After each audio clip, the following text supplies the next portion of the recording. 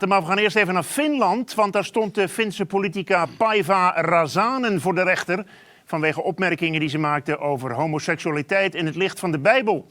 Henk-Jan van Schothorst van de Christian Council International was gisteren bij de rechtszaak aanwezig en we hebben nu contact met hem. Goedenavond, meneer van Schothorst. Goedenavond, meneer Partisan. Ja, fijn dat u even in de uitzending kunt komen. Wat heeft mevrouw Räsänen ook alweer gezegd? Kunt u even ons geheugen opfrissen? Ja, het voert terug naar juni 2019, toen de Lutherse kerk waarvan zij lid is, een Pride-event ging supporten in Helsinki, daar ook mee ging lopen. En dat vond zij dus heel erg, omdat dat niet in lijn was met de opvattingen van de Lutherse kerk en ook niet met de grondslag van de Lutherse kerk, namelijk de Bijbel. En ik sprak haar zondag nog eventjes voor de kerkdienst in de Lutherse kerk in Helsinki privé. Ja. En zij zei van nou, ik ben hier lid van die Lutherse kerk, dus kan 2 dingen doen. Ik kan of eruit springen, want ze zei het lijkt net een zinkend schip te zijn. Ik kan erop uitspringen, of ik kan mijn roeping beantwoorden en zeggen nee, ik ga hier nu een punt van maken wat de Bijbel ervan zegt. En het heeft een tweet gestuurd richting de kerkleiding. Van jongens, dit moeten jullie niet doen. Want in Romeinen 1, vers 24 tot 27 staat, ik heb het hier ook voor me, dat niet in lijn is met de Bijbelse boodschap. Dus zie daarvan af. Ja. Nou, ook een boekje wat ze in 2004 had geschreven over male en female. He created them, man en vrouw heeft hij ze geschapen. En de radio-uitzending, die waren de aanleiding voor de aanklager om hier een heel groot proces van te maken. Ja, want hoe was de sfeer in die rechtszaal? U bent daar gisteren bij geweest. Kunt u die omschrijven?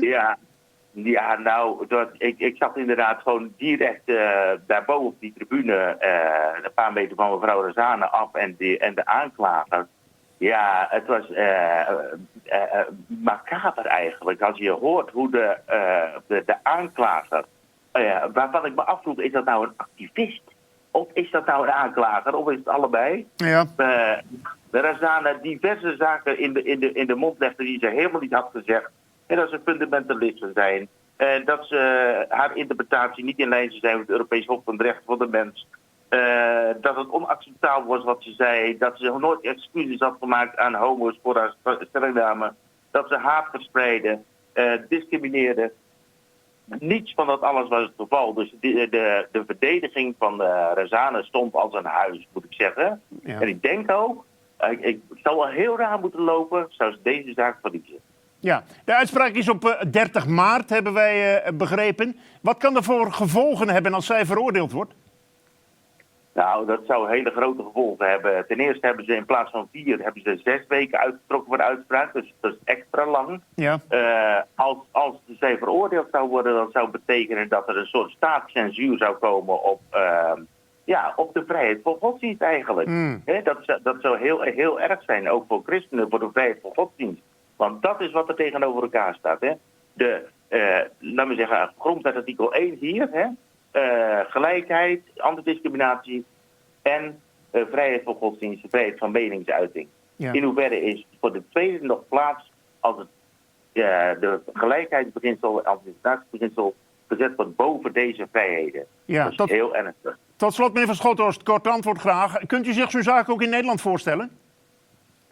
Nou, zeker. En deze wet die nu behandeld wordt op initiatief van de D66 en VVD, die genoemd wordt homogenezing, daar gaat het helemaal niet om. Het gaat erom dat mensen die misschien die gevoelens hebben, dat die op eigen aanvraag daarvoor een behandeling zouden moeten kunnen krijgen. Ze zouden eens op moeten houden, de linksliberale zijde, om de samenleving op te knippen in allerhande identiteitsgroepen. En te volgen wat mevrouw Räsänen zegt. Wij zijn allemaal zondaren en we hebben allemaal verzoening nodig. En dat is wat mevrouw Räsänen zegt. Dank voor uw toelichting, Henk-Jan van Schothorst van de Christian Council International. Terug naar onze gast.